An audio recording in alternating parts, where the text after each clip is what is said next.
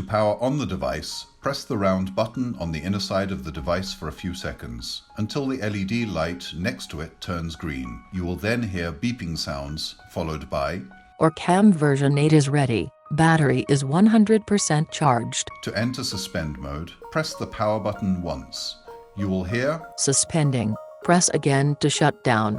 Suspended. To wake up the device from suspend mode, hold the device in a horizontal position and press the power button once. When the device is attached to your glasses frame, you can wake it up from suspend by pressing the touch bar twice.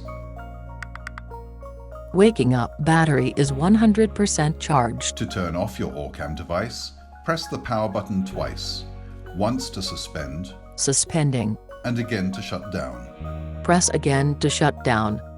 Shutting down. Please wait. Power off. Bye-bye.